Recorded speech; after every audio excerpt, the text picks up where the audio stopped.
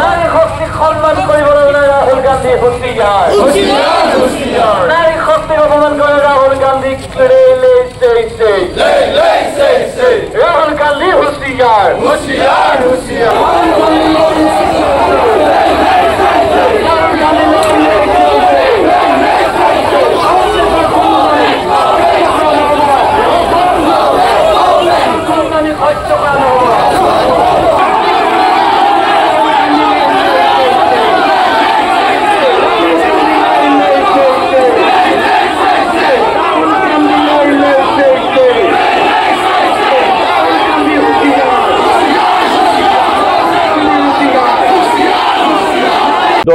সকলোকে কেনে এটা মনত আনে এয়া চাগে বুজাই বুজাব নোৱাৰিম আমি কোনোৱে বুজাব নোৱাৰোঁ মাই আৰু মাক লৈ ৰাহুল গান্ধী পাপু বুলি আমি সকলোৱে জানো আগত কোৱা নাছিলোঁ মই কংগ্ৰেছত আছিলোঁ আৰু ৰাহুল গান্ধী অন্যতম এই পাপুজনৰ কাৰণেহে কংগ্ৰেছ এৰা হৈছিল আজি মোৰ দৰে লাখ লাখ হাজাৰ হাজাৰ মানুহ আজি কংগ্ৰেছ এৰি ভাৰতীয় জনতা পাৰ্টি দলত যোগদান কৰিছে আৰু প্ৰকৃতত মাকক লৈ যোনে অপমান কৰিছে নাৰী জাতিক লৈ পেলাই যোনে অপমান কৰিছে ই যদি আমি ৰাৱণৰ যদি চাওঁ ৰাৱণো ধ্বংস হৈছিল বা নাৰী জাতিক অপমান কৰি ইয়াৰ যদি আমি আকৌ চাওঁ যিকোনো চিনেমাৰ আমি হিৰোৰ বা গুণ্ডাৰ যদি কাৰোবাৰ যদি চাওঁ তাতো একেই দেখা পাম যেতিয়া ভিলেনজনে এই নাৰীক কুমন্তব্য আগবঢ়াব বা হাত দিব বা নাৰী জাতিক অপমান কৰিব সেই ভিলেনৰ সদায় মৃত্যু হৈছে এয়াই এটা কংগ্ৰেছৰ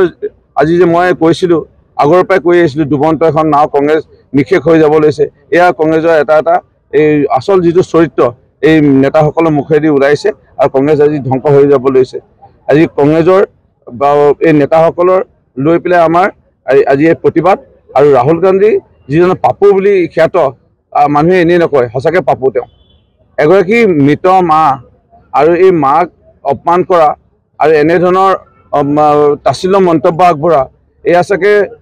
কোনো ভাৰতীয় সভ্যতাত এনেধৰণৰ নাছিল আৰু কেতিয়াও এইবোৰ হ'ব নোৱাৰে আৰু আমি য'ত ভাৰতবৰ্ষৰ য'ত আমি নাৰী জাতিক এনেধৰণৰ সন্মান কৰোঁ যে আমাৰ ৰক্ষা বন্ধন ইয়াত হয় আমি এনেধৰণৰ আমি সন্মান কৰোঁ যে নাৰী জাতিক আমি বিভিন্ন প্ৰকাৰৰ বিভিন্ন সময়ত বিভিন্ন উদাহৰণ আছে ইতিহাসৰ পৃষ্ঠত এইবোৰ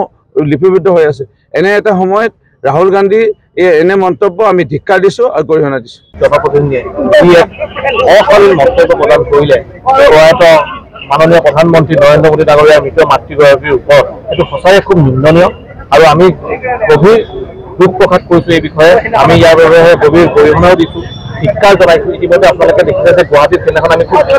ধৰ্মাৰে আমি শান্তিপূৰ্ণভাৱে আমি প্ৰতিবাদ কৰিছোঁ বিশেষভাৱে আপোনালোকে জানে যে ভাৰতবৰ্ষত আৰু সনাতনী হিন্দু সংস্কৃতি মাতৃক সৰ্বোচ্চ সন্মান দিয়ে মাতৃক সদায় উচ্চ আসন দিয়া হয় গতিকে এনেকুৱা অসাংবিধানিক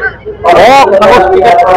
যি তেওঁলোকে প্ৰদান কৰিছে আৰু তেওঁলোকে ভাবিছে যে ইয়াৰ জৰিয়তে তেওঁলোকে ক্ষমতালৈ আহিব পাৰিব এই নিৰ্দিষ্ট ৰাজনীতি ভাৰতবৰ্ষৰ জনতাই কেতিয়াও সন্মান দিয়ে আৰু ভাৰতবৰ্ষৰ জনতাৰ অধিক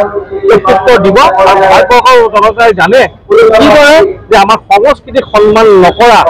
দলক কিদৰে ব্যক্তিত্ব দিব লাগিলে তাৰ আৰু ইতিমধ্যে প্ৰত্যেকটো মাতৃযন্ত্ৰৰ দুখ প্ৰকাশ কৰিছে মাননীয় প্ৰধানমন্ত্ৰী নৰেন্দ্ৰ মোদীৰ প্ৰত্যেককে মাতৃযন্ত্ৰ সংস্কৃতি বিশেষভাৱে ভাৰতীয় জনতা পাৰ্টীয়ে ভাৰত প্ৰকাশ লাগে আমাৰ দেশখনকো আমি সন্মান কৰোঁ আৰু আজি মাননীয় প্ৰধানমন্ত্ৰী নৰেন্দ্ৰ মোদী ডাঙৰীয়াই কৈছে যে যি মাতৃ মহিলা যি বৰ্তমান পৃথিৱীত নাই তেওঁলোকে অপমান কৰিবলৈ লজ্জাবোধ কৰা তাতকৈ নোৱাৰে আজিৰ দিনত কংগ্ৰেছ দলটোৱে তেওঁলোক কথাত ভুগি আছে গতিকে তেওঁলোকে কেনেকৈ ক্ষমতাত আহিব পাৰে যিকোনো প্ৰকাৰ অৱলম্বন কৰিব ৰাজনীতি তেওঁলোকে আশ্ৰয় এই আদেশত ভাৰতবৰ্ষৰ জনতাই কেতিয়াও সুবিধা নিদিয়ে আপুনি বিচৰা বাতৰি পাব কেৱল নিউজ 18 এপত নিউজ 18 এপ ডাউনলোড কৰিবলৈ স্কেন কৰক এই QR কোড গুগল প্লে ষ্টৰতো পাব এই নিউজ 18 এপ